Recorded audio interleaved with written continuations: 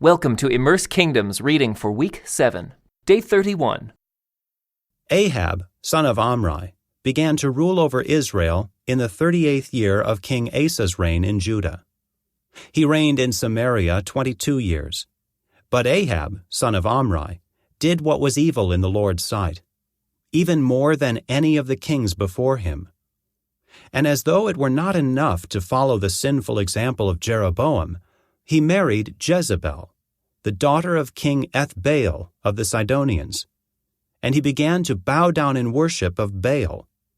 First, Ahab built a temple and an altar for Baal in Samaria. Then he set up an Asherah pole. He did more to provoke the anger of the Lord, the God of Israel, than any of the other kings of Israel before him. It was during his reign that Hiel, a man from Bethel, rebuilt Jericho. When he laid its foundations, it cost him the life of his oldest son, Abiram. And when he completed it and set up its gates, it cost him the life of his youngest son, Segub. This all happened according to the message from the Lord concerning Jericho, spoken by Joshua, son of Nun.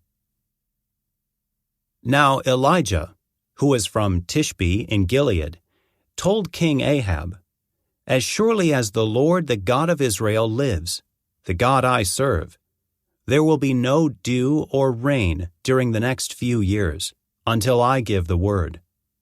Then the Lord said to Elijah, "Go to the east, and hide by Kerith Brook, near where it enters the Jordan River.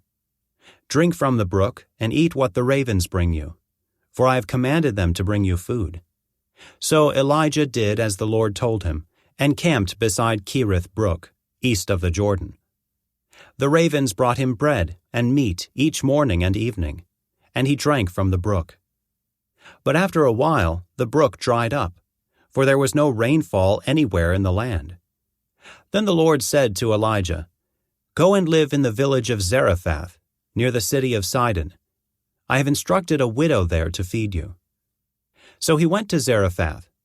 As he arrived at the gates of the village, he saw a widow gathering sticks, and he asked her, "Would you please bring me a little water in a cup?"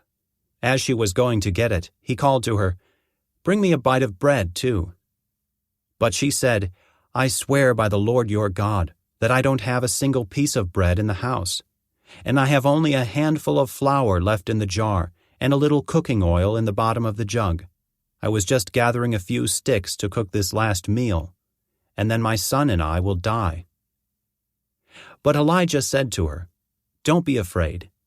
Go ahead and do just what you've said, but make a little bread for me first. Then use what's left to prepare a meal for yourself and your son.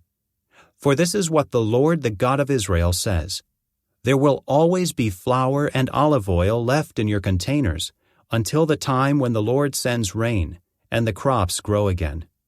So she did as Elijah said, and she and Elijah and her family continued to eat for many days.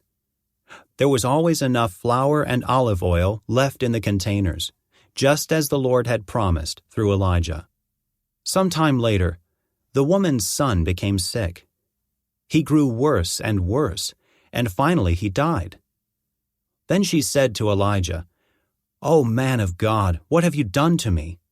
Have you come here to point out my sins and kill my son?" But Elijah replied, "Give me your son."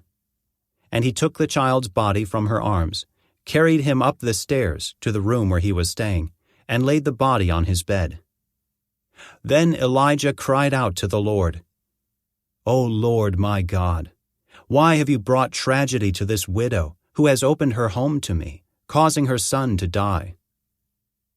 And he stretched himself out over the child 3 times and cried out to the Lord, "O Lord my God, please let this child's life return to him." The Lord heard Elijah's prayer, and the life of the child returned, and he revived. Then Elijah brought him down from the upper room and gave him to his mother. "Look," he said, "your son is alive." Then the woman told Elijah, "Now I know for sure that you are a man of God, and that the Lord truly speaks through you." Later on, in the 3rd year of the drought, The Lord said to Elijah, "Go and present yourself to King Ahab. Tell him that I will soon send rain." So Elijah went to appear before Ahab. Meanwhile, the famine had become very severe in Samaria. So Ahab summoned Obadiah, who was in charge of the palace. Obadiah was a devoted follower of the Lord.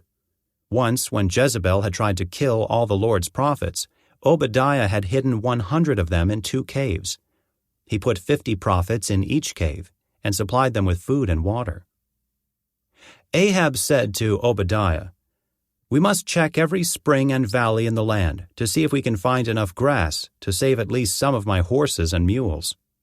So they divided the land between them. Ahab went one way by himself, and Obadiah went another way by himself. As Obadiah was walking along, he suddenly saw Elijah coming toward him. Obadiah recognized him at once and bowed low to the ground before him.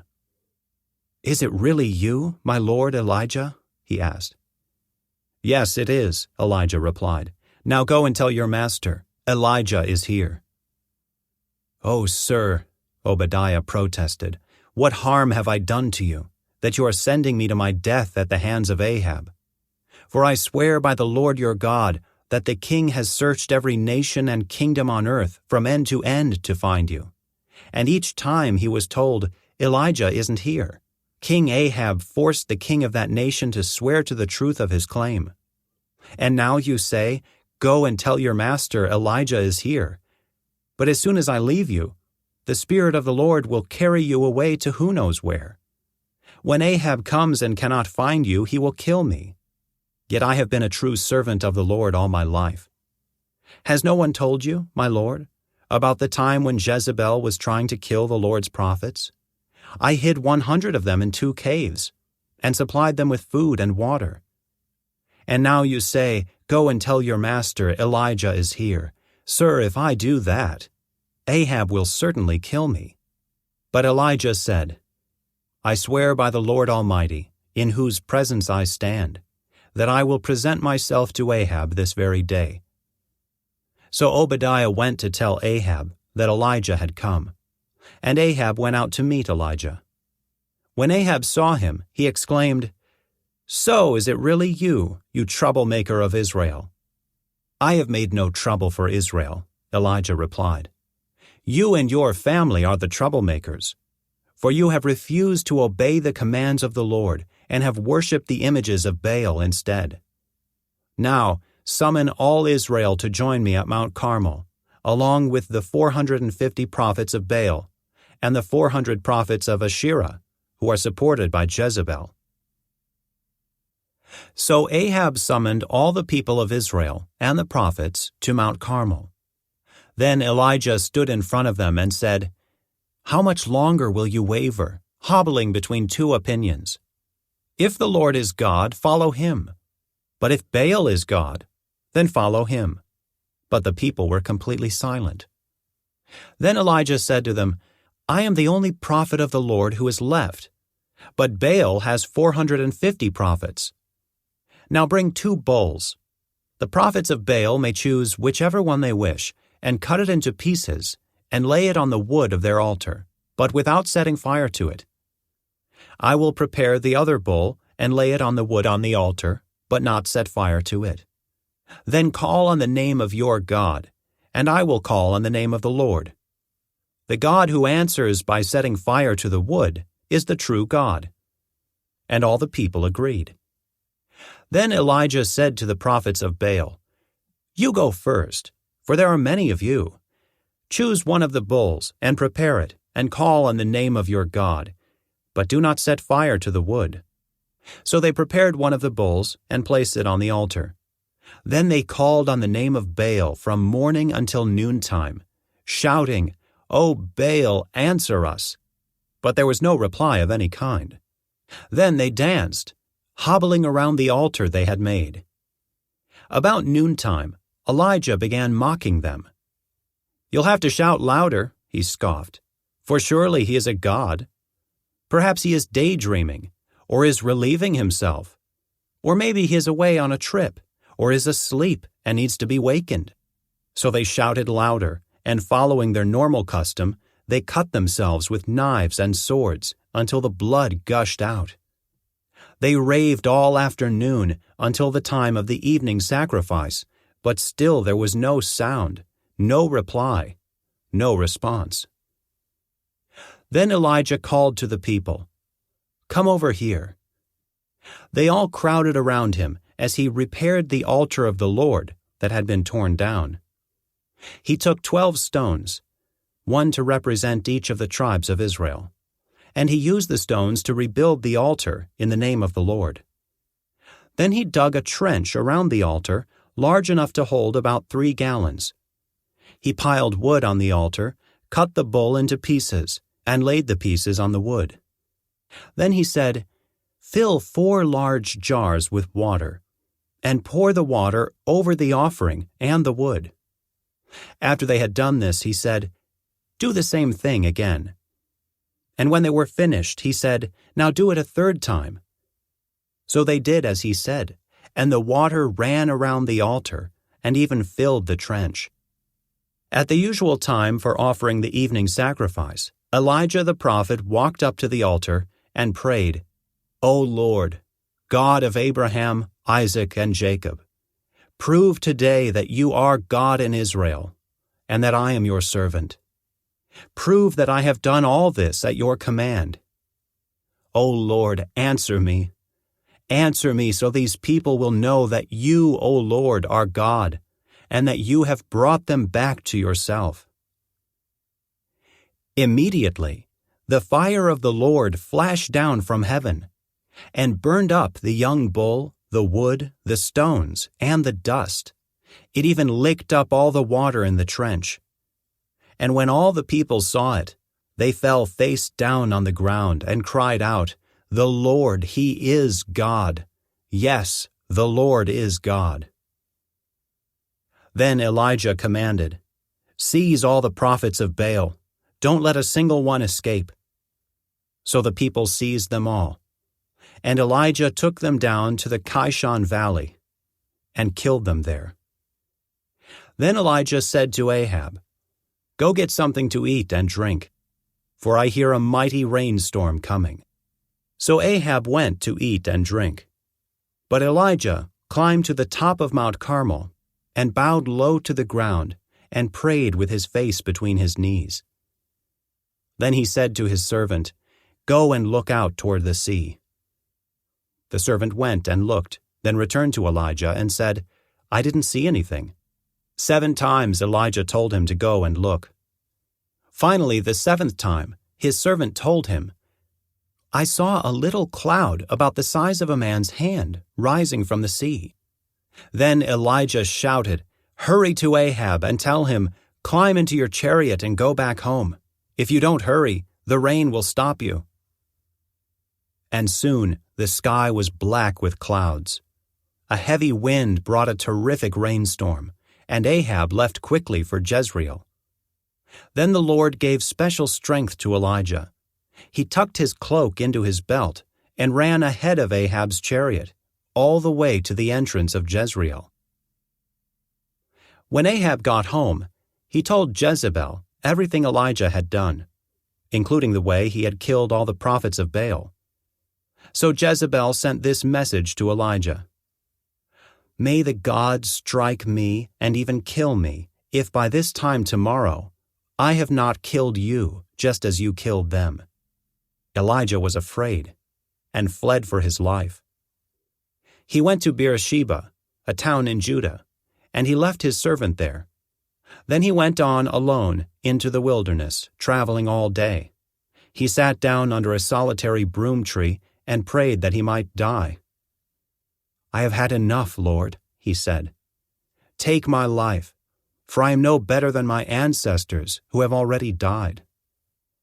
Then he lay down and slept under the broom tree. But as he was sleeping, an angel touched him and told him, "Get up and eat." He looked around, and there beside his head was some bread baked on hot stones and a jar of water. So he ate and drank and lay down again. Then the angel of the Lord came again and touched him and said, "Get up and eat some more, or the journey ahead will be too much for you." So he got up and ate and drank, and the food gave him enough strength to travel 40 days and 40 nights to Mount Sinai, the mountain of God. There he came to a cave, where he spent the night.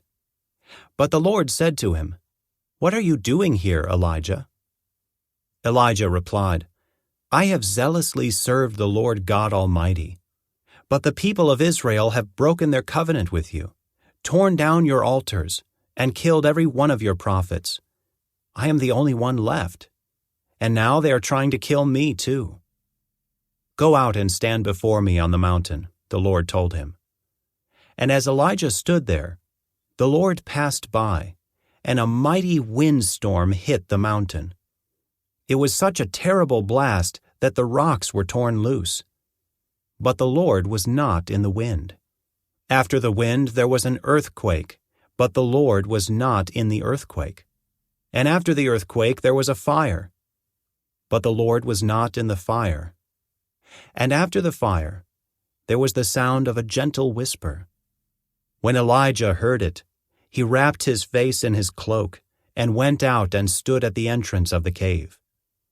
And a voice said, "What are you doing here, Elijah?" He replied again, "I have zealously served the Lord God Almighty, but the people of Israel have broken their covenant with you, torn down your altars, and killed every one of your prophets. I am the only one left, and now they are trying to kill me too." Then the Lord told him, "Go back the same way you came, and travel to the wilderness of Damascus. When you arrive there, anoint Hazael to be king of Aram. Then anoint Jehu, grandson of Nimshi, to be king of Israel. And anoint Elisha, son of Shaphat, from the town of Abel-Meholah, to replace you as my prophet. Anyone who escapes from Hazael will be killed by Jehu, and those who escape Jehu will be killed by Elisha. Yet I will preserve 7,000 others in Israel, who have never bowed down to Baal or kissed him." So Elijah went and found Elisha, son of Shaphat, plowing a field. There were 12 teams of oxen in the field, and Elisha was plowing with the 12th team. Elijah went over to him and threw his cloak across his shoulders, and then walked away. Elisha left the oxen standing there, ran after Elijah, and said to him, "First let me go and kiss my father and mother goodbye, and then I will go with you." Elijah replied, "Go on back, but think about what I have done to you." So Elisha returned to his oxen and slaughtered them. He used the wood from the plow to build a fire to roast their flesh. He passed around the meat to the townspeople, and they all ate. Then he went with Elijah as his assistant. This concludes today's Immerse reading experience. Thank you for joining us.